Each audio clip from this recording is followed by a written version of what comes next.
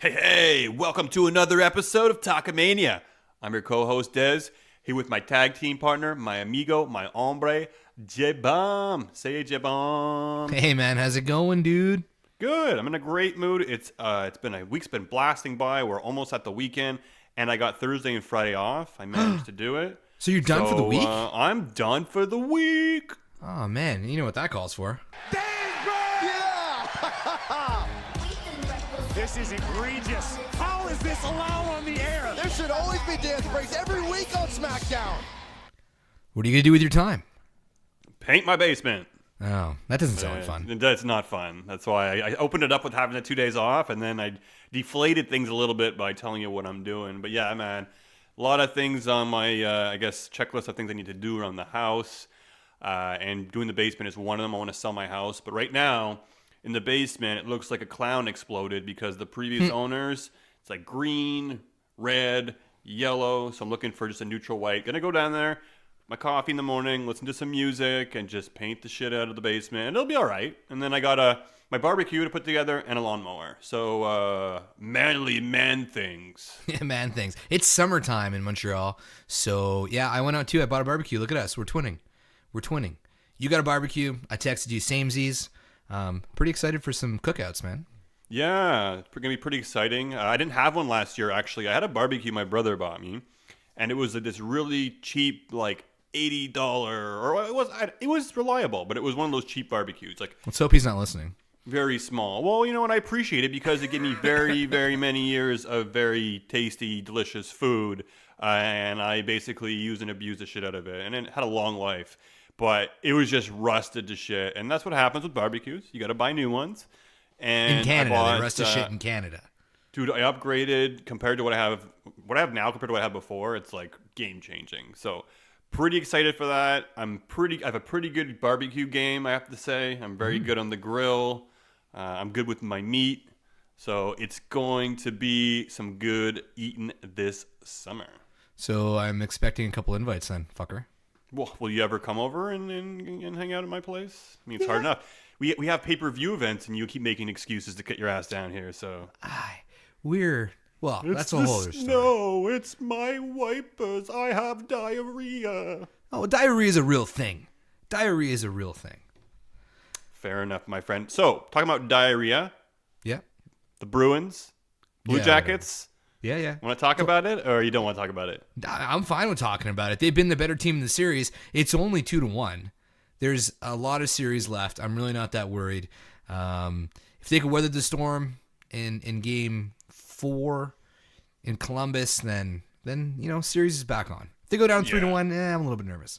Cool. No, I feel you. Again, I've been watching a little bit of the series. Boston has definitely been an aggressive team, so really early. I saw Marchand pulling his usual stuff, getting that little cheap shot, but that is what Marchand does and is what it is. But it's been an interesting playoffs, and we'll see where things go from there. Outside of the playoff scene, I continued watching some of the Dark Side of the Ring documentaries. I've watched them all now. I've seen them all. There's 3, right?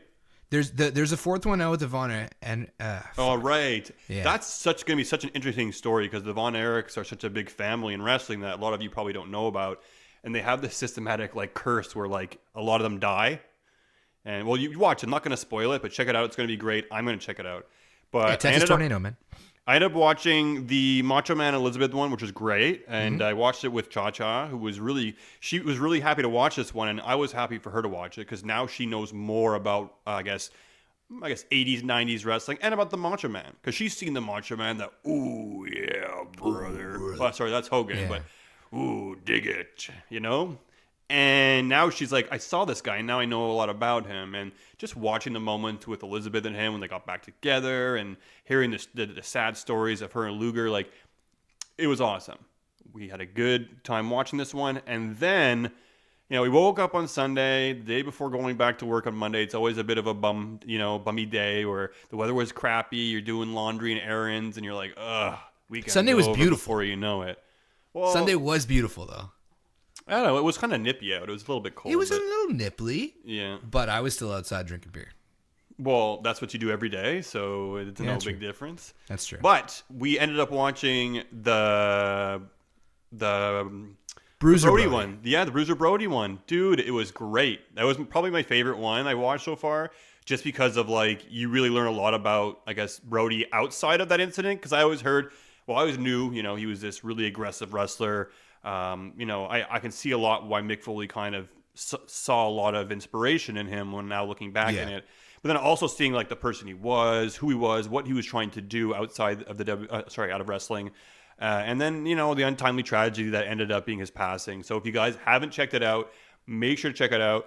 Dark Side of the Ring. It's great. Love the series. And I definitely recommend checking it out. Yeah. You know what? I think our listeners should check out some other stuff while they're at it. And Des, you should tell them where they can. Well, they should be checking out Talkamania. They can check that out on Twitter @_Talkamania. And make sure to check us out on Instagram. We're a lot more active. We're building a following, and we're having a lot of fun with it, guys. So make sure to follow us. If you're at any live event, you see anything cool, you want to share it with us, send it our way, and we will be more than happy to credit you on Instagram as well, too. You can listen to us on Podbean, iTunes, Spotify, Google Play, wherever you get your podtastic kicks. And of course, if you want to check out our partners, every Thursday morning at 11 o'clock Eastern, we're on Full Press Radio. So check them out.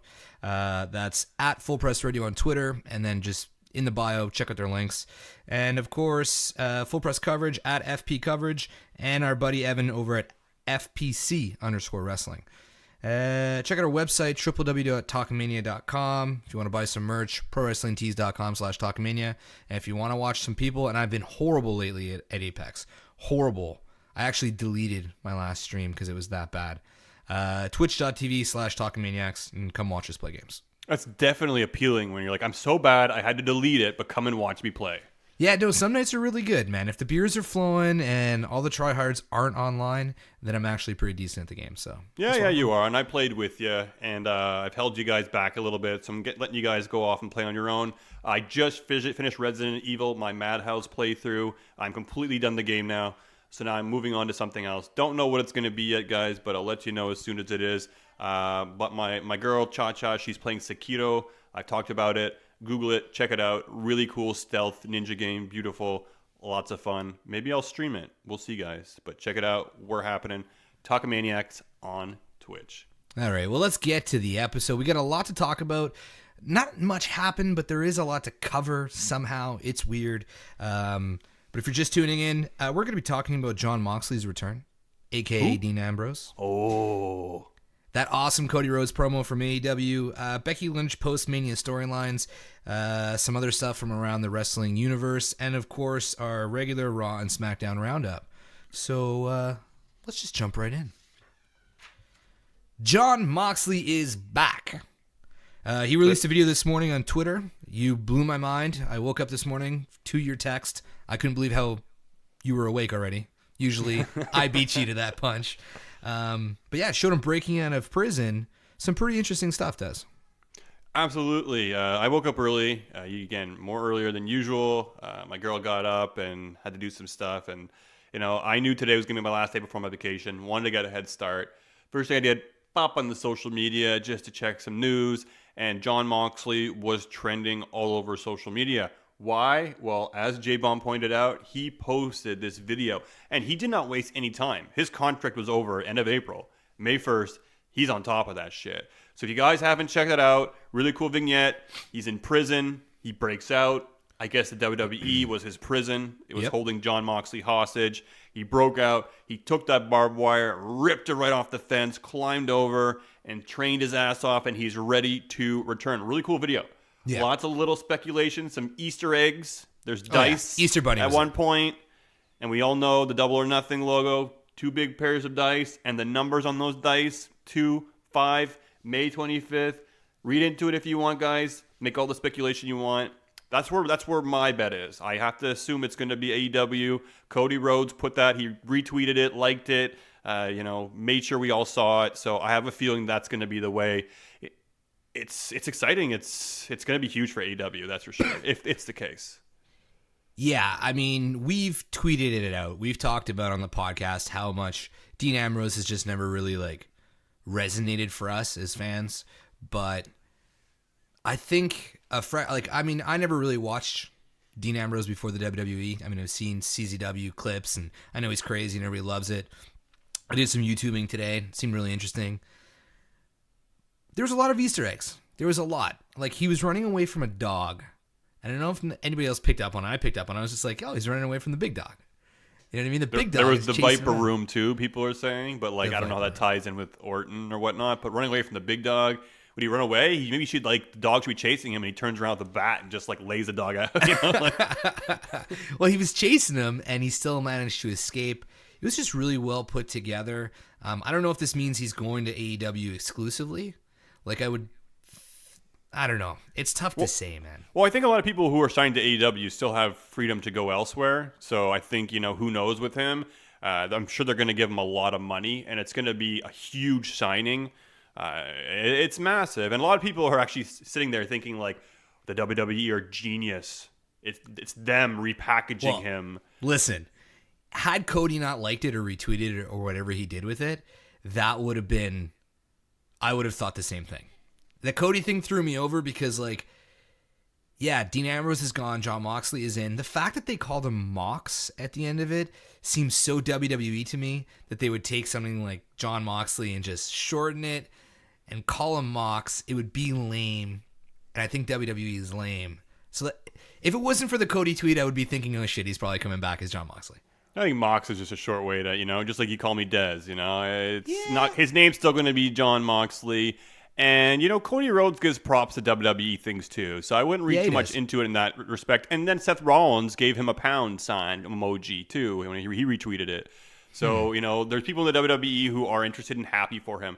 But look, guys, if this was the WWE's production, it would be on their social media. And they'd be like, Jon Moxley, like, it wouldn't be him doing it himself without a WWE logo, without some kind of WWE taking credit for it. But mind you, if it is from the WWE, one of the smartest things they've done in recent memory.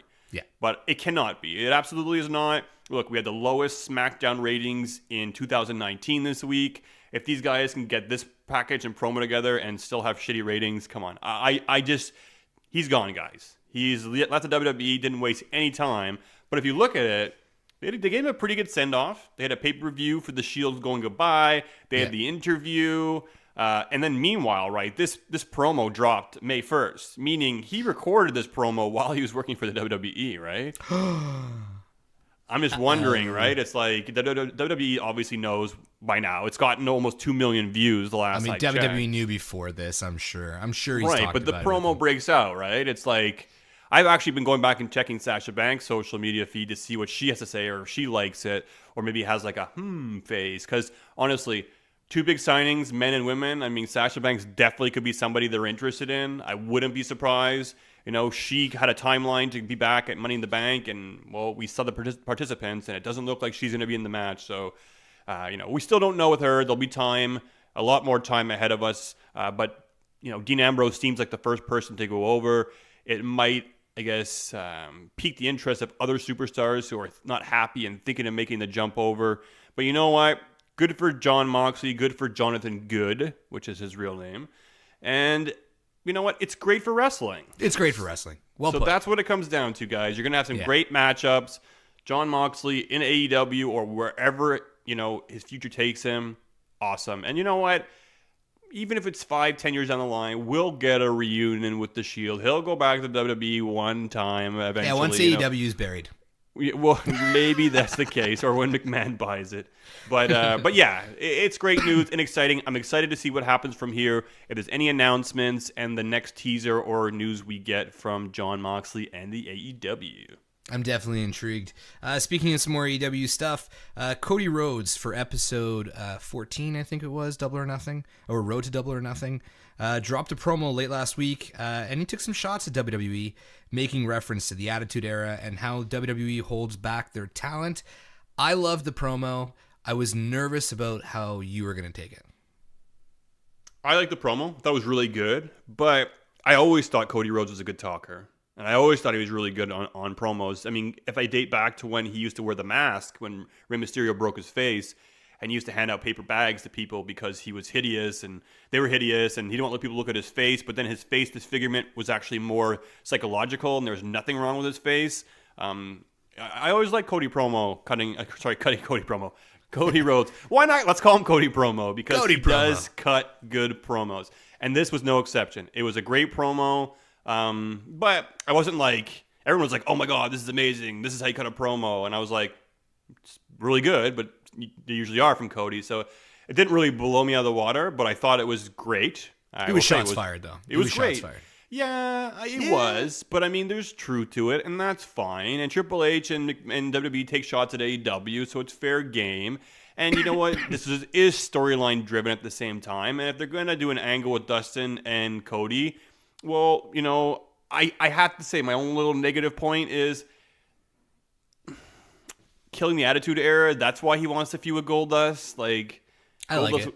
Goldust, he was a sliver of the Attitude Era. Oh, come on. He was a big part of the Attitude Era. He was the big part of it when it's starting, when like Luna would bring him with like the drag He and was the the G-string mid-card. and the... He was the IC champ during Attitude Era. But if it's like, I want to kill the Attitude Era, like I don't think... He's got to be like a tour. Like he's got to go to Jericho next or something. And then like somebody... No, I see that. And then somebody else who... I don't know who else would be in it later on, but I mean, I don't know. I just feel like they could have came up with something a little bit more creative than the Attitude Era, but... You know, if it's a knock on the WWE at the same time, it gets things kind of going, you know, tit for tat with these two companies. It makes them more competitive. Then it's good for wrestling once again. Yeah, I think it was more of a shot at like what they talked about at the Hall of Fame when Triple H said, you know, you could put executive vice president in front of anybody's name. Of course. And Super this disrespectful. Yeah, and I think Cody was just more saying like AEW is their goal is to kill the Attitude Era, to be known. Everybody always talks about the Attitude Era, and they want to do something today that, you know, 10 years from now, people will be like, AEW's era was better than Attitude Era.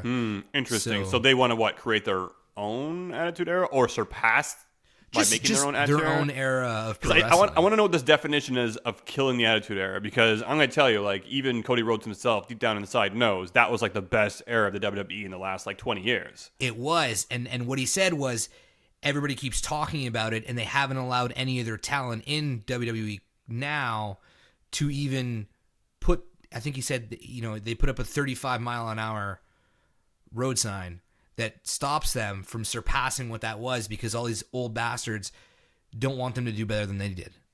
Well, So I think it's that it's a and little bit of that. stakeholders and people who have money invested in the WWE, and you know, For it's sure. more of a machine now. But yeah, absolutely. I mean, I think going back to the road sign, 35 kilometers or miles an hour, it's dead on. Yeah, bang on. Some more outside of WWE news. Last Sunday, Impact Wrestling had their Impact Rebellion pay-per-view. I didn't check it out. I know you watched some of it, and you threw in the notes. It was a great show from top to bottom. So Yeah, no, absolutely, guys. Like, you know, main eventing your tag team, you know, highlighting them so concretely. Amazing match, some amazing spots.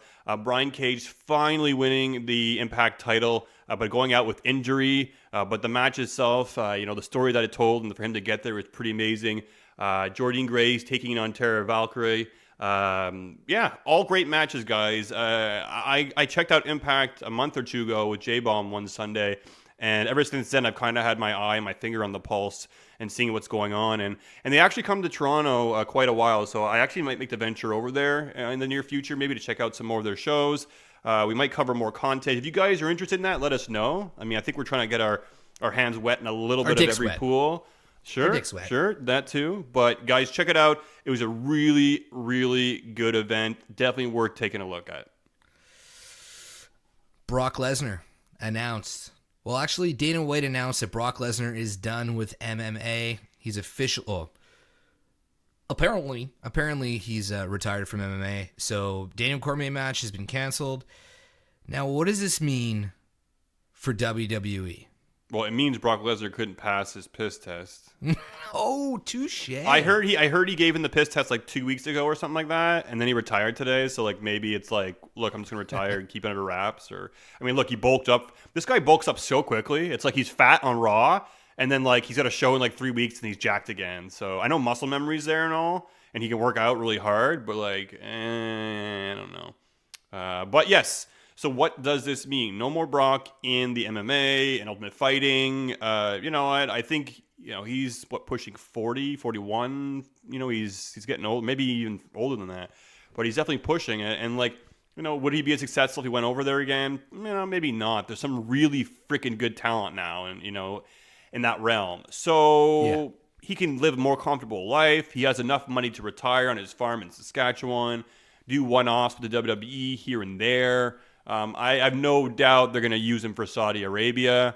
So there's another big payday for him. I just hope they don't go with, and I'm going to tie this in with maybe the next point you're going to get to, the return of Bill Goldberg to the WWE. It was announced today. He will wrestle another match at Saudi Arabia, and I really, really hope it's not going to be Brock versus Goldberg. However, knowing Saudi Arabia and their demands, I wouldn't be surprised if that's what they're asking for.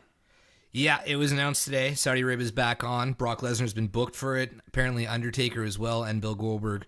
I actually hope it is Goldberg versus Lesnar, because I'd rather just see two shitty guys face off against each other and leave the other matches, untouched with their shittiness. Well, what else do we have with Goldberg, right? Goldberg could face against The Undertaker, maybe. Who knows? Because we have never seen that match. Undertaker's going to come back. I wish it was Sting versus Undertaker in Saudi Arabia. Sure. That would be awesome. Sting said if he was going to come back and potentially, put his, mobility on the line, because he could get paralyzed from this match, it would be against Undertaker. And I think, that is a match that should have happened. It was sad watching Sting wrestle went towards the end of his career. It's way past sad watching The Undertaker wrestle. But look at the last, and I honestly hope Shawn Michaels wrestle. I'm going off on a tangent here, but I'm just thinking about this match that we had with The Undertaker, Kane, Shawn Michaels, and Triple H, Saudi Arabia. It was a sad sack. It was really sad. Oh, it was tons of old yellers. And I'm sure if Michaels looks back on that, that's not his last match he wants to be remembered by. And I'm pretty sure they would throw enough money at him to have another one. So who knows? It's going to be exciting, the card, how it shapes up. Even Rusev was throwing out a few tweets hinting at that he would be like the fodder given to Goldberg. So we'll have to wait and see. But yeah, it's going to be interesting to see where Goldberg lines up. What happens with Brock Lesnar moving forward? Some people are saying, look, now that he's not going to Ultimate Fighting, he's going to come back and he's going to come take the title off Kofi Kingston and then hold that one hostage. So that would be another option, but I really, really hope not. But that's it, folks. Brock Lesnar's done with Ultimate Fighting. Who knows what the future holds for him and his bank account? I guess it really comes down to that. And Goldberg, fresh off the press, guys. Who do you think he's going to be wrestling? Let us know, because I'm sure we're going to find out soon. It's also being speculated, because, there's no proof, right? The Revival have turned down a substantial contract with WWE, and for that, I say, oh well. Oh well. Oh well. There's also rumors swirling that Joey Ryan is destined for WWE. You think it's the WWE, eh? All right. So two great points.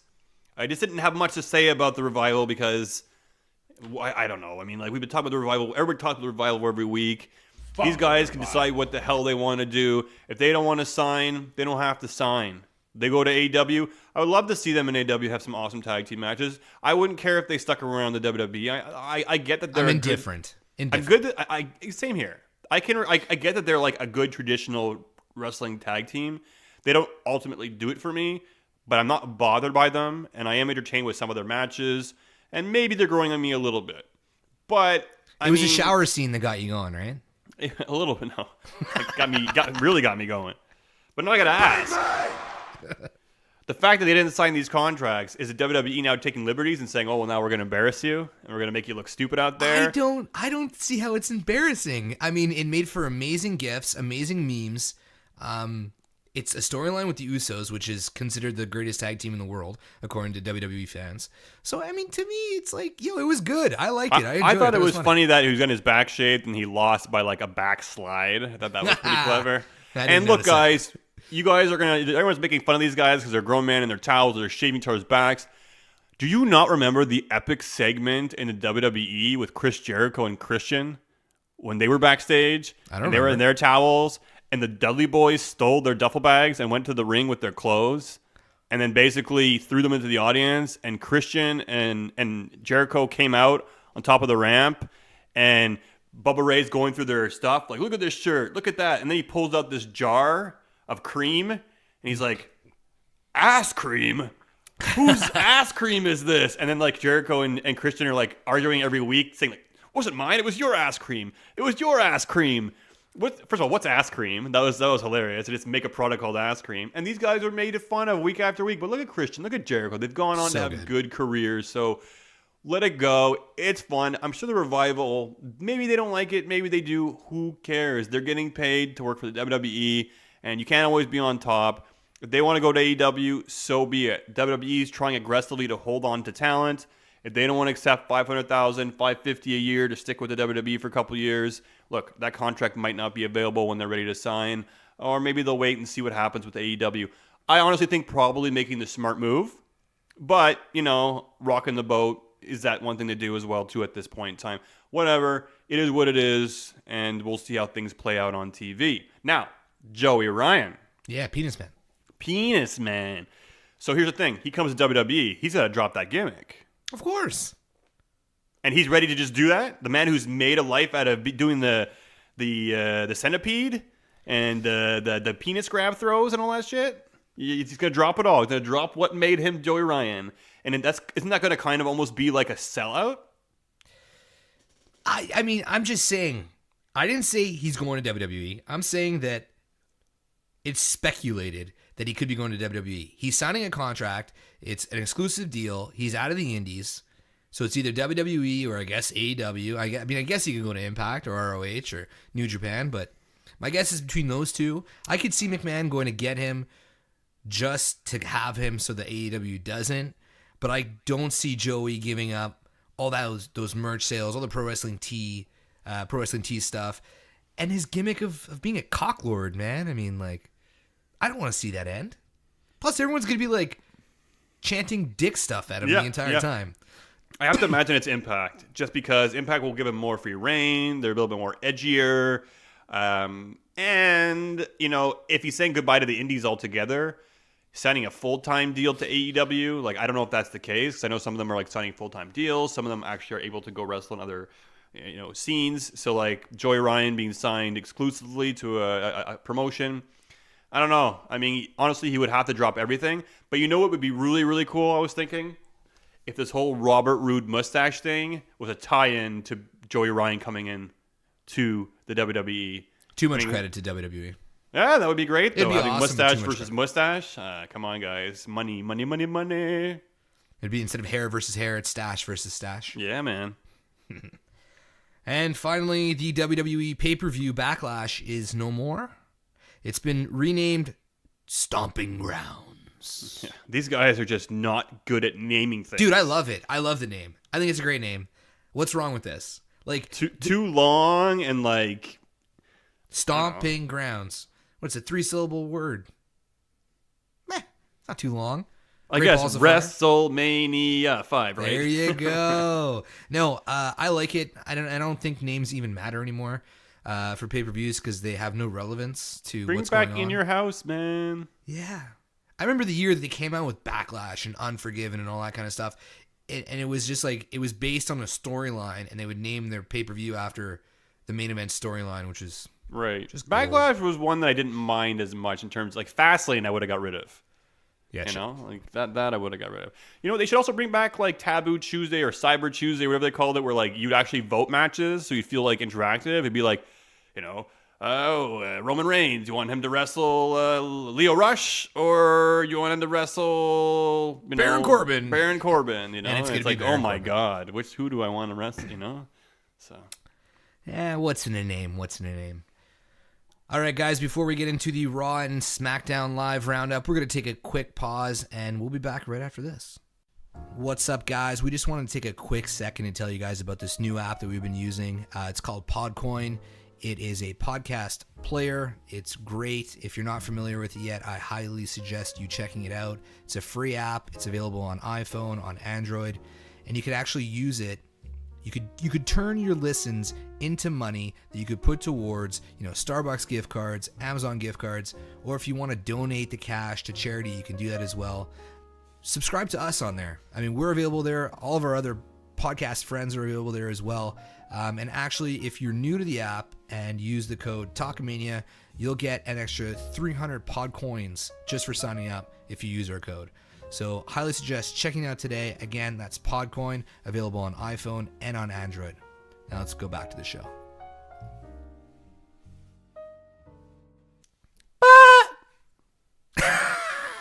The fuck is that? Is that how we're gonna come in from our commercials from now on? Des is just gonna go. No, just trying to fuck you up. I did last week too.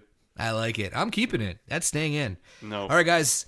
This week, we learned the Money in the Bank participants from Raw. They were announced. We got Braun Strowman, Ricochet, Drew McIntyre, and Baron Corbin. So we were pretty far off with our selections. I don't know. I didn't. We were drinking that night, and you caught me off guard with those predictions. But I had a lot of fun. I'll say that. I texted you during the day to tell you we were going to do it. You said, yeah, but good your idea. text messages go right to my garbage, and then they're just automated responses. That sounds like a good. That's all it is, man. It sounds like a good idea. It sounds like I don't know. I just to get you out of my hair.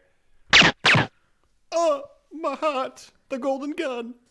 So, what do you think about the picks? Look. Excited to start seeing names.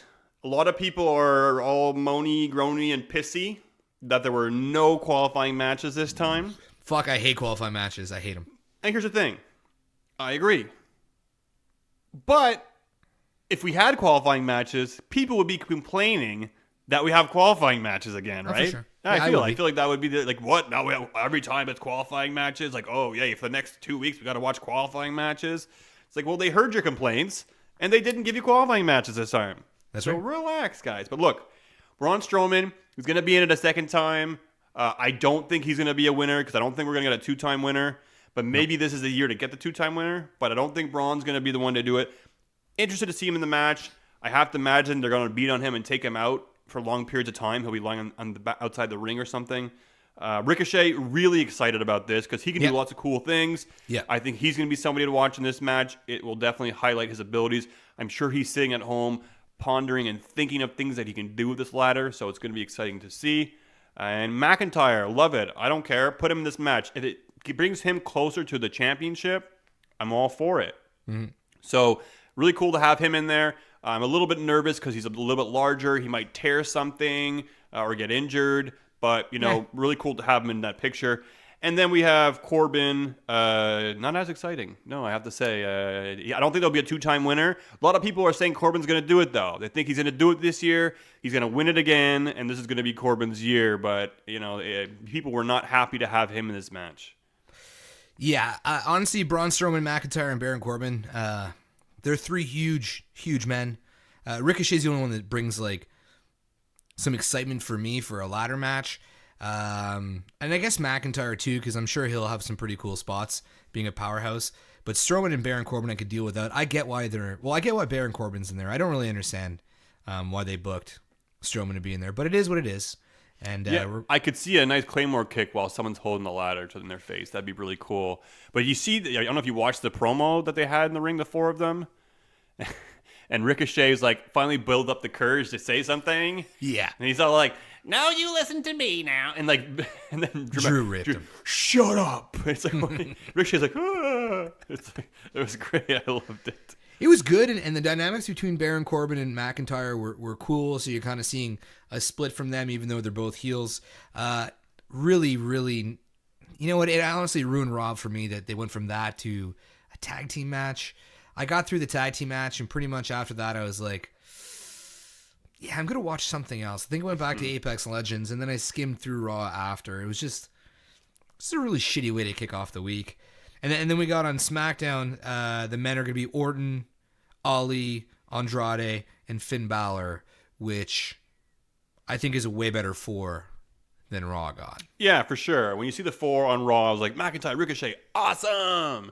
And then I saw SmackDown, and I'm like, wow, that's not too bad. It's a pretty good pick.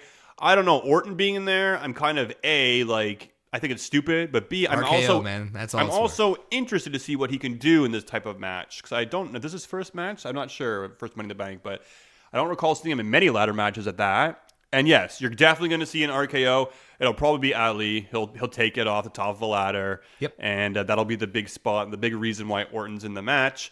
But seeing Ali, I think similar to Ricochet, a match that's going to highlight their abilities. Mm-hmm. And Andrade. I mean, God, I wouldn't even mind if Andrade won this match. If Drew He won would it, be a really good candidate. Andrade won it. Like, I really don't care. Fantastic. I want to see him in this. I want to see what he can do. And Balor caught me by surprise. I didn't think the IC champion was going to be in this match. And to be quite honest with you, although I like him being in this match, I would have preferred Aleister Black. And I'm wondering why the hell he wasn't in this match. And I have to feel bad for the guy because since he's moved back to SmackDown, it's killed his momentum. Yeah, well, okay. First of all, there's no Lars. I always want to call him Lars Eller. Lars Sullivan. If you don't know who Lars Eller is, a hockey player, yes. Lars Sullivan, I'm actually really happy about that in my notes. Did I keep the exclamation point in there? No Lars Sullivan, exclamation mark. No Aleister Black, question mark. There used to be a smiley face next to the Lars one, but I needed to make room, and so I cut that out. But I was really happy that there was no Lars. I just feel like it'd be too soon, and I feel like he'd be reckless and injure some people, or himself. Yeah, plus he sucks. He does. I keep saying this every week. I have this feeling that something's going to happen. He's either going to screw up inside or outside the ring, and his career is going to be cut short. I just can't imagine years of Lars Sullivan. He just does not do it for me. No, he doesn't. And speaking of Aleister Black, we got another ominous promo this week on SmackDown. You mentioned it. It's killing his momentum. I feel like they're booking him to kind of be the new type of dark Undertaker, Bray Wyatt, the dark feel of the WWE right now. I don't like... The promos look cool, but he's just talking in circles. And I'm like, he's not going after anybody in particular. He's just talking about dark stuff and scary stuff. And it's just... Bray Wyatt is doing a child show, and it's less childish than Aleister Black's promos. Put it that way. All right, that's a good tangent to go off on. Let's talk about Bray Wyatt's Firefly Funhouse. It's in the notes. Let's jump to it. You digging it still? You liked it this week? Fucking right, man. It's like, I look forward to it the same way I used to look forward to the Fashion Police every week. And you think they should be playing the same one on both Raw and SmackDown? No, I think that's a huge mistake. I mean, for us, for the marks, for the hardcores, but I get why they're doing it. Well, they probably only produce so much. But they should have been producing it way ahead of time, had way many more episodes lined up, and be recording them currently as well, too, at the same time. I think it's more just if you didn't watch Raw, you're going to get it on SmackDown, and vice versa.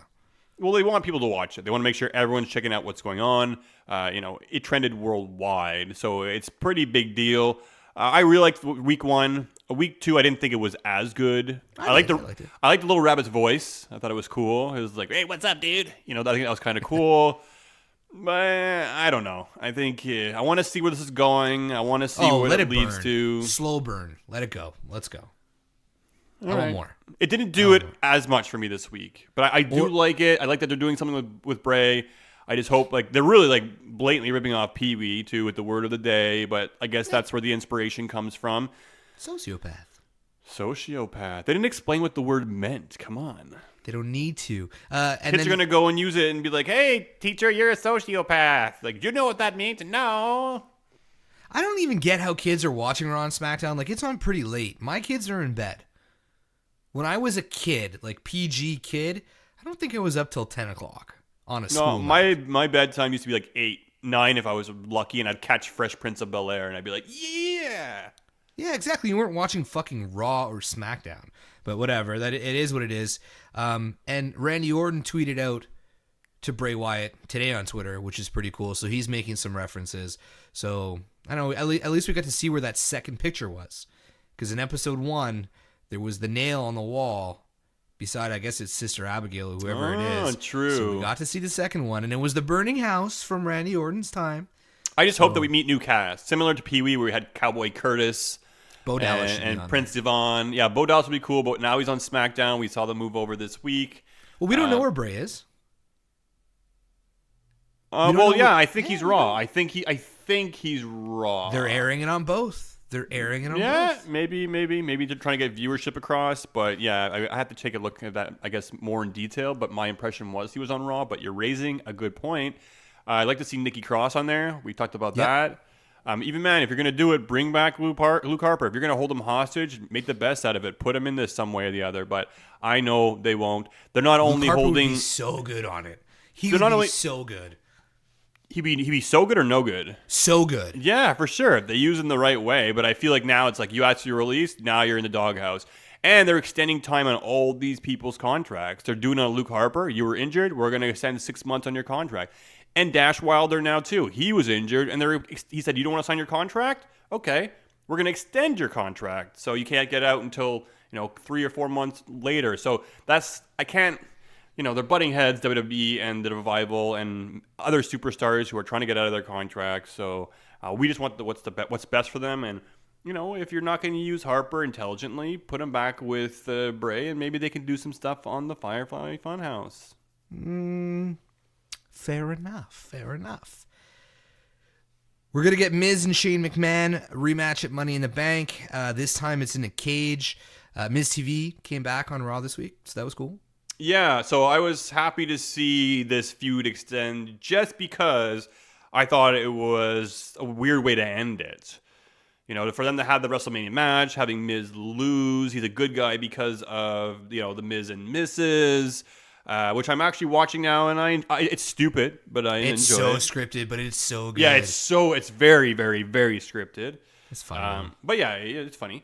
But Miz is a nice guy, and he's now a nice guy in the WWE. I'm pretty sure he says that he wanted Lashley as his first guest. I'm pretty sure it was probably the last pick that he would have. And then we have Bobby Lashley speaking in the third person now. He calls himself Bobby Lashley. I like it. Whatever. They're trying something new. Leo Rush is no longer his voice piece as far as I can tell. They removed him from Bobby Lashley's side again. Latest is that Leo Rush is in some hot water behind the scenes, voicing his opinion a little bit too much. He is dead.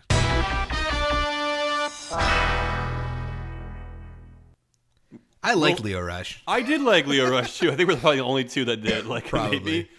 My man, Bobby Lashley. Lashley. Yeah, for sure, man. And he was a good wrestler. But yeah, if he's in the back and he's rustling feathers and he honestly thinks he's top shit and he should be in the main event picture, like, come on, man. You have a role to play. But anyways, there's dirt sheets. They're going to embellish stuff. And, Yep. I'm hearing that the writer that was really a big advocate for him and giving him spots on TV is no longer with the company. So I'm pretty sure that hurts his standings as well, too. So anyways, regardless, Leo Rush is currently out of the picture. Love him or hate him. Maybe he'll go to NXT 205 Live. We'll find out soon enough. Point is, Miz TV back Monday Night Raw. Lashley and him go at it. And during the match, Shane McMahon, it's not a skip. McMahon came out, interfered, cost Miz the match. A very poor-looking spear, takes out The Miz, and we have Shane versus The Miz at Money in the Bank in a cell match. So I'm happy. I'm excited for this. I feel Miz is going to get his big win here, and it'll probably finish off the feud or come close to finishing it off. However, I feel this is good because we talked last week, or it might have been the week before, but I think it was last week, where I was saying it was just a weird way to end the feud. It was an odd way to end the feud. It was. The Miz gets on Raw, he attacked Shane, and then that's it. And then the next week he's fine and it's over. And it's like, well, wait, there should be unfinished business. Like, he kicked the shit out of Shane at WrestleMania, and then Shane got the win and gloats in his face. Like, there's unfinished business there by my calculations. So let's hope this is the payoff. Let's hope this is it because, I love The Miz, but he can be doing way better things than feuding with Shane McMahon. Could also be they're both on top of the cage punching each other, and then he punches Shane and he falls off the cage through a table and wins again. Probably. You're probably right. He's the best in the world, though. He's the best in the world. Take note, CM Punk. Jimmy and Jey Uso wrapped on their way to the ring this week on Raw. And well into commercial, and then well after commercial. Yeah, and they were almost laughing while they were doing it because they were like, this is shit. Their music stopped. It came back on. They looked at each other. What the heck is going on with the tag division on Raw?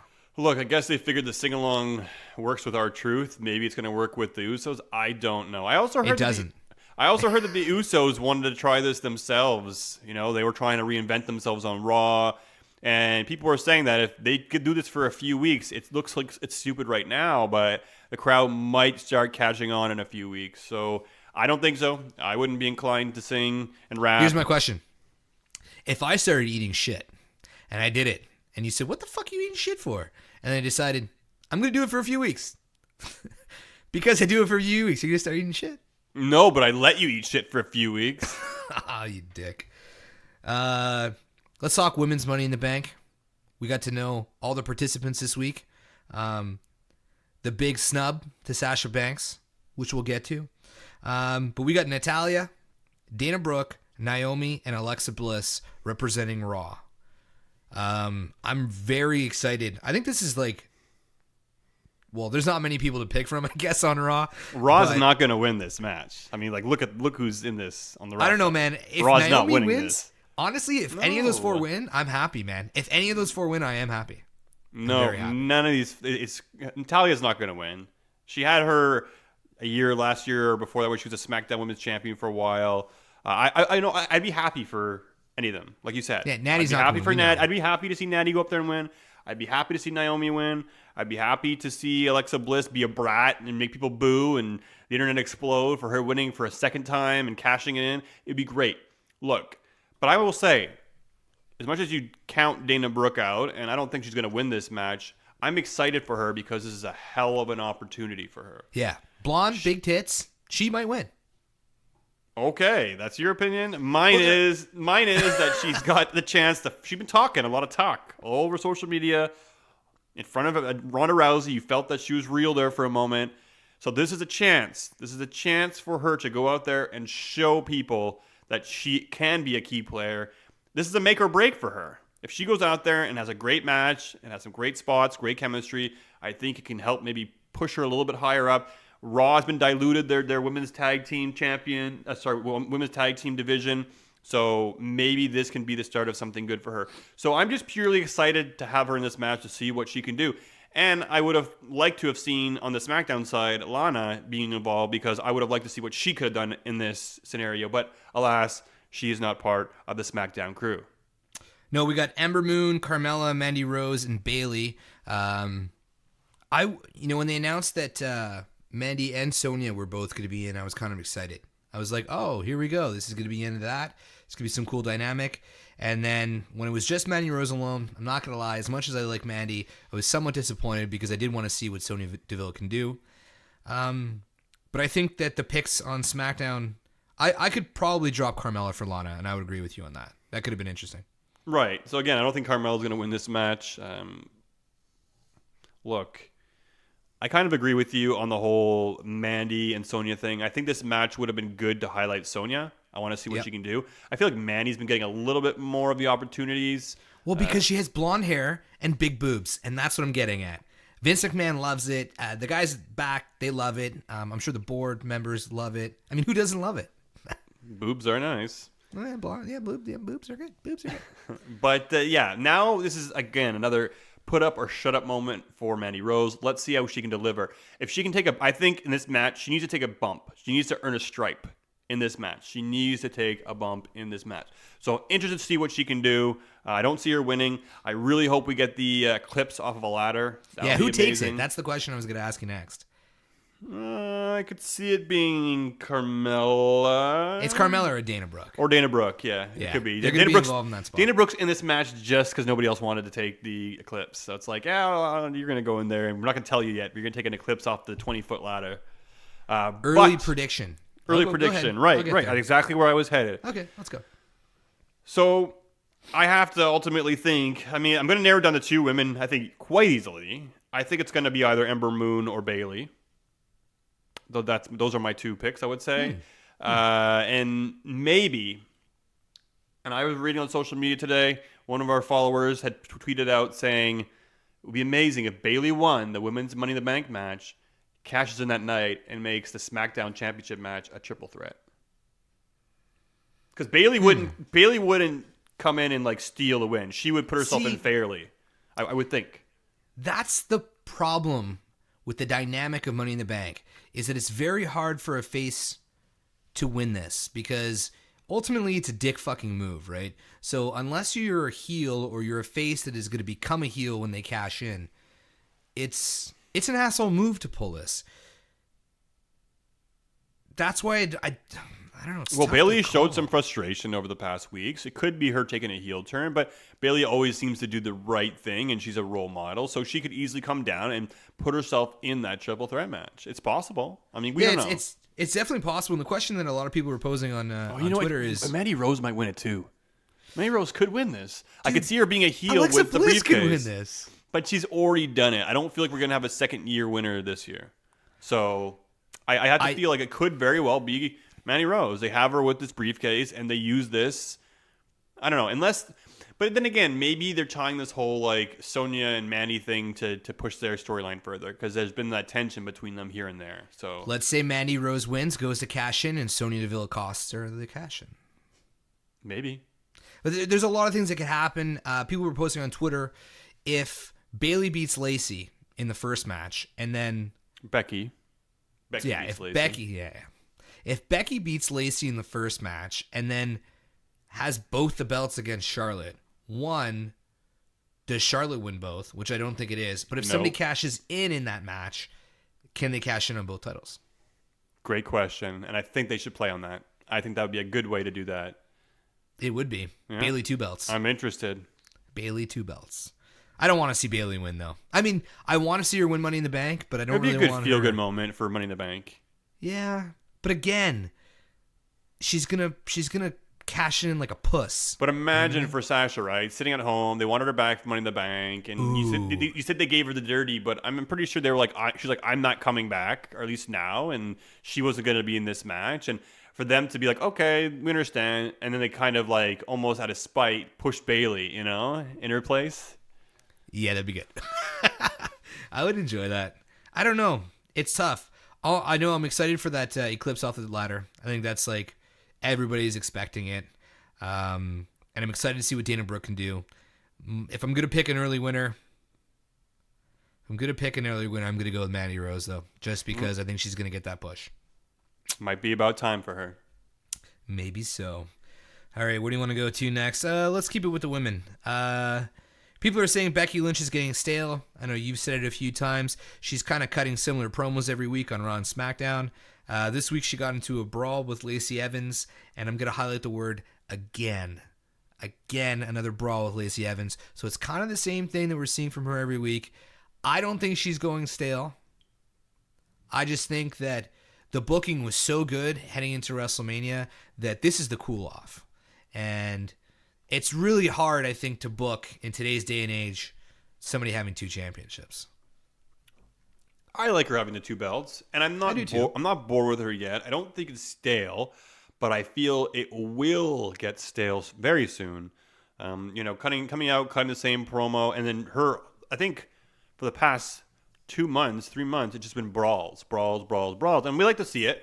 We like to see them be brawled, separated, brawl, hoping a nipple slips out. Whoa, make me a sandwich. Hoping there's some blood gets drawn or something. Like she actually gave Lacey a pop to the nose this week. You saw Lacey's face was very, very red. I like the aggression. And look, man, I was here knocking Lacey months ago, and I do feel like she's definitely holding her own in this feud.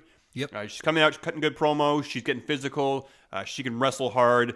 So I'm actually interested in this match to see where this goes. I definitely agree that there's women in the back that maybe deserve a push, and this could be a reason why Sasha is salty because, she sees women like Lacey Evans walking up and down the ramp and all of a sudden put into the title picture where she's waiting for her turn. There's been many, I guess, booking frustrations on the women's side. But look, Lacey Evans was the one they chose, and she's definitely working her ass off to make them not regret that choice. So I'm interested in the feud. I'm actually looking forward to this match at Money in the Bank. Me too. But I will say, you're treading on thin ice. I don't want to see the same thing every week where she comes out, cuts the same promo, and gets in a brawl every week because she's fighting champion and she'll fight anybody anytime. But look, it could be worse. We could be seeing her still feuding with Charlotte Flair. Well, she is. Oh. She just needs a small little subtle change. Remember when Alexa Bliss was on top of the world? She was the champion on SmackDown and the champion on Raw, winning Money in the Bank. And everybody was like, oh, her act's kind of getting stale. She just needed this slight little change to put her back over. Unfortunately, she got injured. And I feel like Becky Lynch is in the same position. She's not stale, but she needs another moment like the Invasion with the bloody nose. She needs another moment where she beats the shit out of Ronda Rousey. She needs another moment that's going to kind of, not that she has to get over again. She has to get over like a little bit more. every couple of weeks. Just do something like Austin used to do. Whenever you thought Austin couldn't get any better, he would fuck on the McMahon somewhat differently, and everybody would just lose their fucking mind. Well, yeah, it's funny you mentioned that because I was watching, when I went back and watched like the old Macho Man stuff with my girl, we were watching old Attitude Era stuff, and I was showing how the crowd reacted when Macho and Elizabeth got back together, and like the crowd would never shut up back then. They would like cheer as loud as they could from the start to the finish of the show. It was crazy. And she was just amazed at how loud the crowd was. And then I would show her that, and I also showed her the pops Austin used to get when the glass hit. It was insane. Go back and watch Austin like helping Mick Foley win the championship, or coming out during an episode of Raw or SmackDown, or the invasion angles. Man, the roof would blow off the arena. It was amazing. You don't hear pops like that unless you're in Montreal, maybe, but. Come on, you got to do something. Like you said, find some way to keep elevating Becky. It seems like they're satisfied with where she is. Let's make her anti-authority. Let's make her something, I don't know. They should have almost instead of having Charlotte come after her, they should have had her go after Charlotte. Like Charlotte should have been feuding with somebody else and beating the shit out of somebody else. Like, let's say, when Charlotte and Dana Brooke were together? I actually thought it was like a really good dynamic. Like something similar to that where they're doing the beatdown on somebody like Bayley or some shit like that. And then boom, Becky Lynch's music hits and she kind of saves the day. Like she hasn't been on Raw for a few weeks and then she comes and saves the day. Something like that to get that pop. Like you said, Austin's glass breaking. People would go crazy. If you smell, and then he would run out and it would just be like, people would be losing their fucking minds, man. Or even when Kane used to do it sometimes, just the fire would hit and he would save somebody. And it was just like, it's over, so man. is it to do with we gotta let go. Is it to do with the theme music and that instant tsh, or you smell, or the a little bit, yes, but I feel like Seth Rollins has the when he runs out, it's burn it down right from the beginning, right? And Becky has it just like whoa, and like they could do it, man. They could do it with her. They should have been building something for her to break down again. That's how you get Becky over with the fans. They can't get lazy now. We had a great WrestleMania outcome for her. The fans that wanted this to happen made history. And they keep letting us know every week that she made history. But yes, we got to see more. I want to see more development, and I don't want it to end there. So we'll see. The thing is, okay, and I was thinking about this over the last few weeks, is that WWE has been searching for that, one person that they could sell millions of dollars of merch with, that they could, put the entire company behind. We had it with John Cena. They tried to do it with Roman. It's not working out. Becky was chasing it. She got up. She's selling merch. Why can't we just accept that we live in a world today where we get bored of stuff really quickly? And why can't it just be a rotation? Wait. We're fickle. We're fickle. Daniel's right. We're fickle. We're fickle pickles.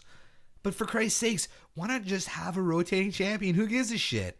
Like, not even a rotating champion, just a rotating flavor of the month, whatever's hot at that point in time. Man.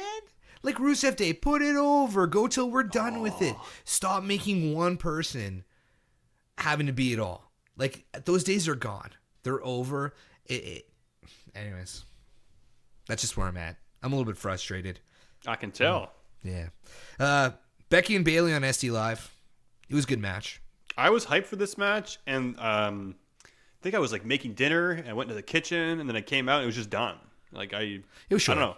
It was short. It was a little bit underwhelming, and I thought it would be more of a concrete or questionable outcome, but no. And Becky just won, and Charlotte came out, and it was.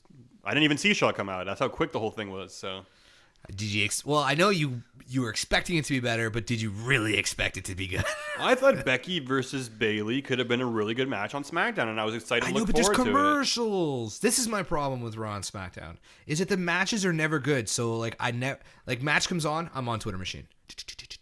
The promos I'll sit there and watch. There's never a commercial break during a promo, and these commercial breaks during the match just kill it. Even in the entrances, it just kills it. Ruins it for me. The entrances are barely shown. You're talking about promos, and I have a question that kind of maybe scratched my head, and I thought about this many times in the past. Why have we never seen anybody sneeze during a promo? I've never seen anybody sneeze, fake it, kind of hold the sneeze, go to their side and sneeze, or why? Why is it that nobody sneezed during a promo? I've sneezed on the podcast a lot. I don't know. That's a good question. Yeah. Have we seen somebody cough? Well, I mean, you can easily kind of be like, put the mic down and just go like, or whatever, like. Yeah. But like sneeze is like you're like, oh shit, it's coming. It's yeah. a time bomb, right? You're like, what can I do? And the lights are there, right? And lights can make you sneeze when you look into them. So it's like, oh damn, where do I go with this? And like, I don't know, I'm just surprised we've never seen anybody sneeze or try to hide a sneeze. We've seen Natty fart a lot. She referenced that on social media this week, eh? Because Dana's like, did you watch Photo Shoot? She was on Photo Shoot, I think, after Smackdown or Raw. First of all, what is Photo Shoot? Oh, it's a great show on WWE Network. Have you not watched it? It's $9.99 a month if you want to subscribe. That's like $400 a month Canadian. No, Photo Shoot's good, man. They just put like a superstar in front of like a screen and they show photos and they just talk about it from the past. So nice. Natty went back and talked about her farting time. She said she hated it. She didn't like the angle. She likes to forget about it and not really talk about it. Well, she talked about it this week on social media when Dane was talking about not having chances, and she brought up her being gassy in the past and like not getting proper chances. So it was pretty funny. If you guys haven't seen that, check it out. Some funny stuff. Natty Hart letting some fart. I love toilet humor. Not a lot of people do. I love it. I'm like a little kid. It's like, ah. All right. Raw closed the show this week with another contract signing, Dez's favorites. We know how much he loves the contract signings. It's so refreshing because we never see them. It was between AJ Styles and Seth Rollins. I detected some shades of an AJ Styles turn, and I don't think that I'm the only one. I think everybody did. I like the references of the Shield not being there anymore. It kind of made us think, hey, is this a chance for the club? Well, it might be because Carl Anderson and Luke Gallows are now on Raw. We'll see what happens. We know that they're not re-signing their contracts with the WWE. So maybe the WWE is trying to say, hey, man, look, go over to Raw. You can travel with AJ Styles because they're all traveling buddies and they're tight family. And look, when he was a heel before, feuding with Cena, he had the Good Brothers with him. So I think having those guys with him is going to be helpful to AJ. It's going to be helpful to them. We saw some signs of it this week. AJ Styles, even when he is a heel, you still cheer him a little bit. You could tell, he kind of showed those signs of being a heel this week. And, it is a contract signing. As much as I hate them, segment ended up all right. It was a good one. That table spot was good. It was well done. Everything was timed in the right place. You think AJ's going to do the forearm and go through the table himself, but no, they did it. So Seth went through. It looked good. So did you expect anything other than that looking great well, with AJ I and Seth expect it Rollins? to be phenomenal, and that's what it was. So great segment from these guys. A great way to kind of start snowballing towards the Money in the Bank match between these two. I have to think this is not going to be a one and done. I think these guys might feud for a few pay-per-views, and I'm okay with that. Yep. As long as we get heel AJ Styles, I've been talking so long how I miss that. So it's going to be exciting to see. I'm down for it, and it's going to be phenomenal. Did I say that already? Match. Did I say that? Phenomenal? Phenomenal. Yeah, probably a few times. Hopefully they give him the time that they deserve at Money in the Bank, and I really hope it doesn't end in a disqualification, which is what everybody thinks it's going to end up with. Some sort of a run-in or, I don't know. But I think it's going to be a show stealer, man. We're waiting a long time for this. I think it's going to be a great match. Absolutely. Make sure to check this one out because it's going to be a good old-fashioned barn burner. You caught me off guard with that one. I like it. I'm not looking forward to this at all. I don't get it. I told you, Samoa Joe, that title, it's a fucking curse. As much as I respect the legend of Rey Mysterio, I don't care about Rey Mysterio anymore. It's over. I like to see him in the Rumble. I like to see him in Battle Royals. That's it.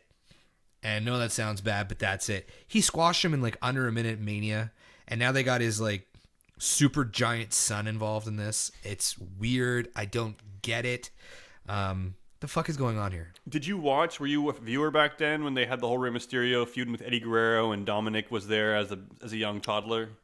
Okay, I saw a picture on Twitter about a battle for custody match, and I was like, I thought it was just like a joke, like a reference because like how weird the Samoa Joe thing has been. So I did Google it, and I was just like, okay, that would make this match better. because he kind of looks like he's related to Samoa Joe a bit. Well, not just that. A lot of people are joking he looks like Walter. Yeah, he looks a little bit like Walter. Fuck. There's a few other ones out there too, and like, yeah, he definitely doesn't necessarily look, outside of like the eyes, I guess, doesn't look like Ray, and the size difference. I mean, like his wife must be quite tall, or How big is his wife? yeah, I don't know, or some genes in the family or something. But yeah, it's his son. He's training to be a wrestler, and I guess he's trying to get him involved in the industry. And you know what? Look, yeah, Samoa Joe, another loss. It wasn't a very convincing loss. Samoa Joe had to kind of help him to get that kind of pinned down. It looks like Samoa could have escaped at any point in time, but the story being told is, A, you're giving back a win to Rey Mysterio. But guys, look, you know Samoa Joe likes the mind games. He played them with AJ Styles. He's played them with many a foe. And I feel like we're going to get a great program with Rey Mysterio and Samoa Joe, where he's going to play deep psychological mind games with Dominic, and they'll be involved. So that's got me interested a little bit, seeing him in the ring. Maybe he'll take some bumps now that he's training to be a wrestler. We'll see. I still think there's some chance and some life in Samoa Joe. He put Rey Mysterio on his shoulders. Yeah, that was weird. I could never imagine in a million years ever doing that to my dad. Or imagine right now. Dad, Imagine right now your son, who's what, like 4 years old, yeah, doing that to you, and he's older, and you're an old fart. If that wasn't pre-planned, when I got backstage, I would have beaten the shit out of my kid. I get him small, bud, but what the fuck are you doing? A little emasculating. Yeah, it was pretty. That was something. Unless he spun and Hurricane Ron and his son and was like, "Fuck you." Dude, they did the handshake, pound, hug 5 times during their backstage promo, over and over and over. And he dresses like The Rock. He got that black shirt with the gold chain, and people were putting him next to the picture when The Rock had his fanny pack. It's a bit cringy, but it's bad. I like when Samoa plays his head games, and I feel like this is a perfect situation where he can get to do that. So we'll see what happens. All right, fair enough. Hardy Boys dropped their tag team titles on SmackDown Live this week. It seemed like a Lars Sullivan promo more than anything else. What a waste, having them win the titles in that big moment and then only to have them drop bad luck, it. right? Yeah, absolutely, but it seems like bad luck comes across a lot.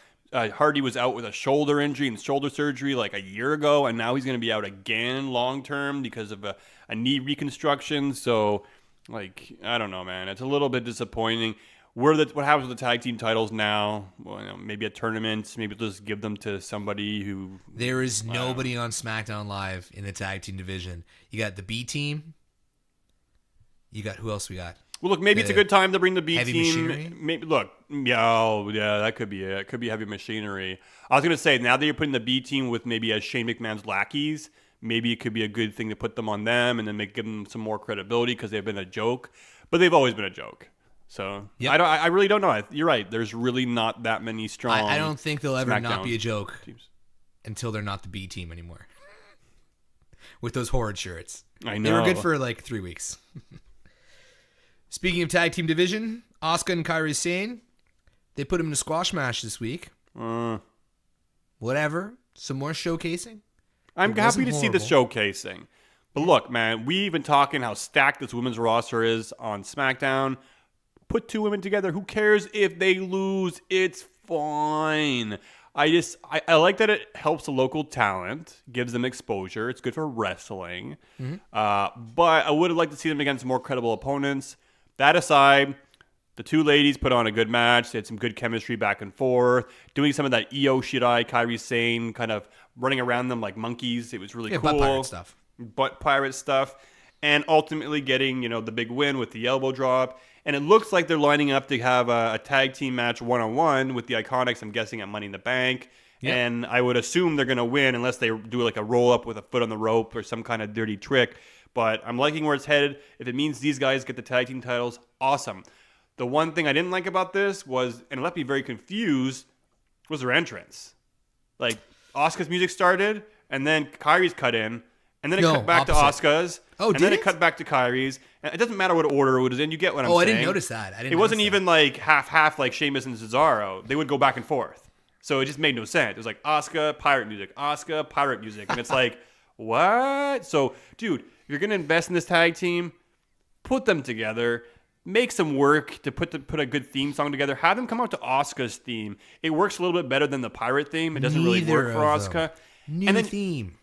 And then you see the three of them walk out to the ring. Like Paige looks like she like literally doesn't talk to these people at all, and then just like meets them backstage to walk out, walks out with them, and then like does her job and leaves. Like there's no chemistry between them at all. If it's Guaranteed. if it's for promos, like they're not cutting promos, so why is Paige there? So. I harp on Paige all the time. I'm not a fan of hers. And maybe the WWE is listening to our podcast, which I know they are. And they're like, for sure, Des, we want you to like Paige. We're going to put them together with your two favorite girls, Kairi Sane and Asuka. And, you know, I applied for the job to be the manager. They didn't accept me. Apparently they knew I was friends with Leo Rush. They didn't like that kind of heat. So, look, it's Paige, but I'm not going to be won over. I don't see the chemistry. You were saying in a couple weeks from now, I'm going to be loving this whole mix with Paige. So far, not feeling it. I think that the Iconics are going to try and pull a fast one at Money in the Bank. Paige is going to smoke one of them and kind of be, you know, the equalizer in that match for them. And then after that, I hope to see, you know, some more promos. But I don't know, man. I think it would work if Paige was like, if these three were heels. Really.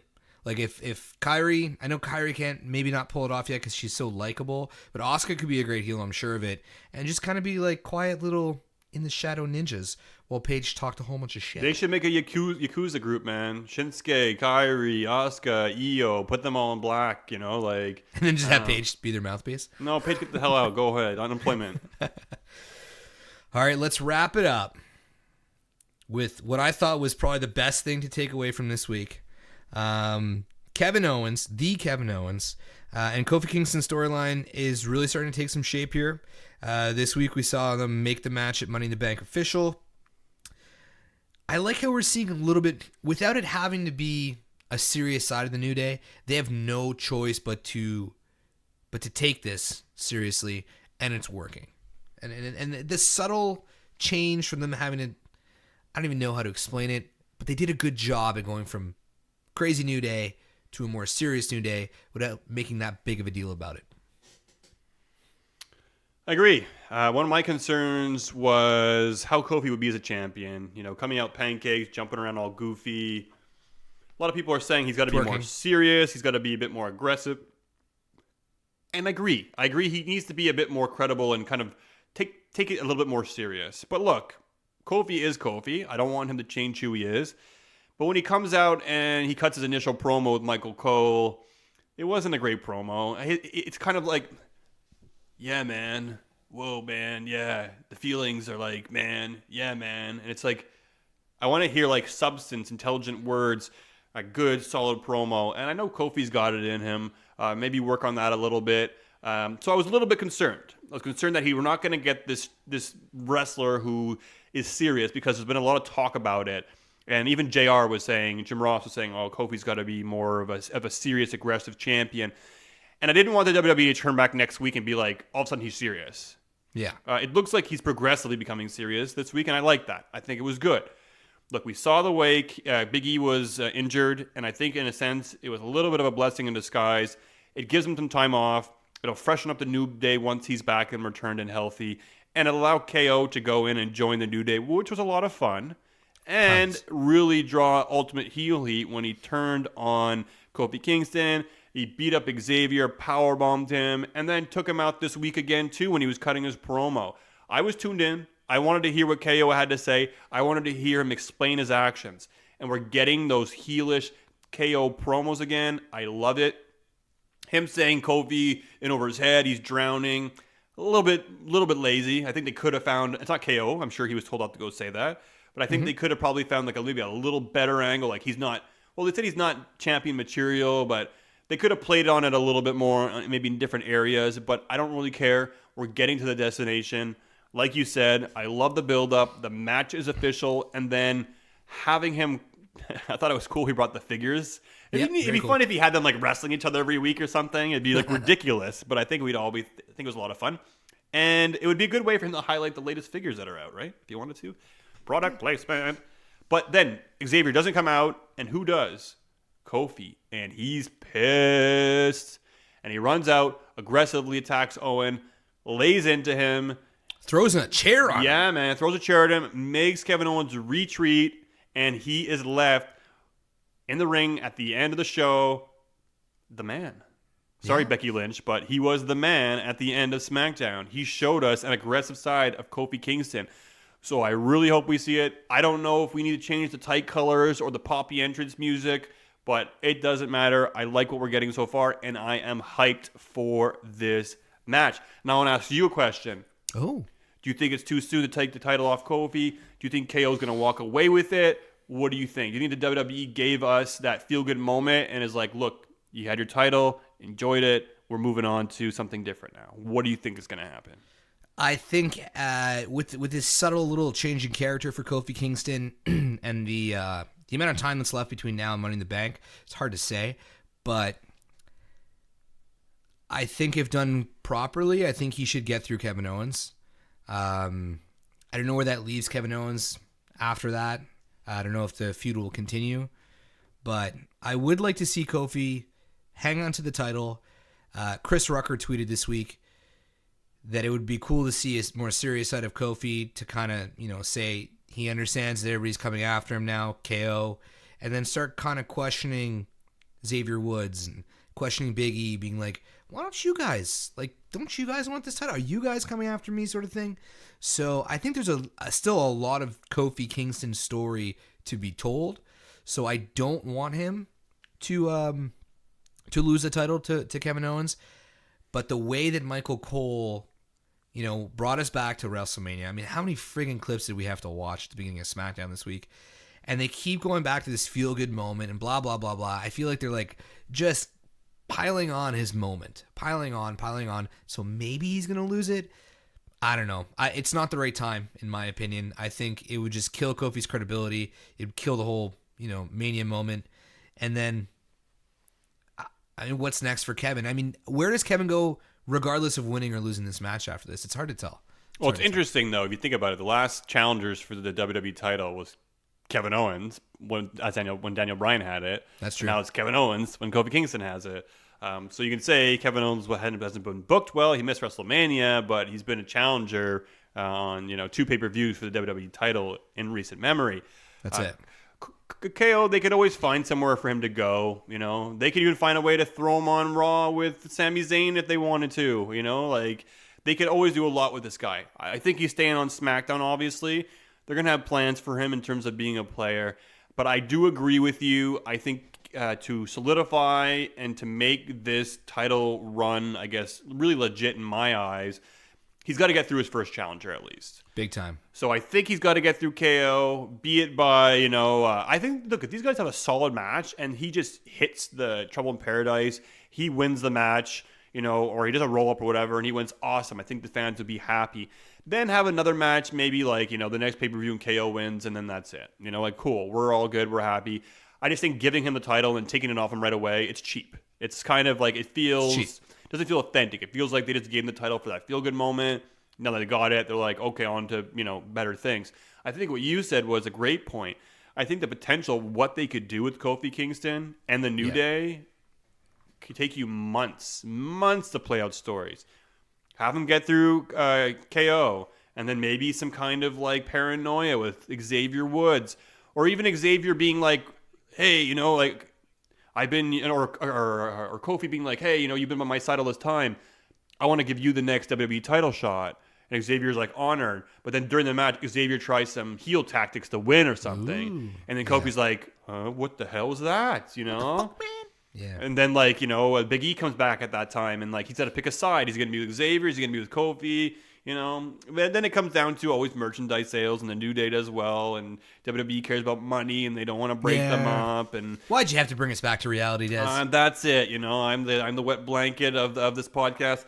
But I think it's endless opportunity you could have with Kofi and the New Day. I'm also a big fan of KO. I would love to see him get a title run as well too. This is what makes me excited to tune in and find out what's going to be happening with this feud between Kevin Owens and Kofi Kingston. It's happening at Money in the Bank, and it's going to be exciting. Dude, we did. We got through every single one of our topics. And I was a little bit nervous about this episode because there really wasn't, I mean, a lot of stuff happened, but nothing really happened. Like Raw and SmackDown was kind of weak this week, but we got through it, and I enjoyed it. We did, and I was never nervous for a second because I'm a pro. I got us covered. I'm always going to keep us afloat, and you know you're in good hands when you're with Dez. Right, J-Bomb? Come on. All right. Well, guys, thanks for tuning in to another episode of Talkamania. Like Dez says, Money in the Bank is just around the corner. Money, money, money, money, money. I want you guys to tune into our live pre-show with Full Press Radio. It's going to be May 19th, 5:30 p.m. Eastern. That's at Full Press Radio on Twitter. Guys, check us out at _Talkamania. Check us out on Instagram, Podbean, iTunes, Spotify, www.talkamania.com, prowrestlingtees.com/Talkamania. And if you want to watch us Twitch, that's twitch.tv/Talkamaniacs. Dez, I'm going to be calling you from Florida for that pre-show. Hell yeah, this guy gets to go to Florida and enjoy the sunny weather, and he's going to do a call-in. I'm going to be running the show, he's going to be doing a call-in, and that means I have the power to hang up on this mofo if he doesn't say what I want him to say.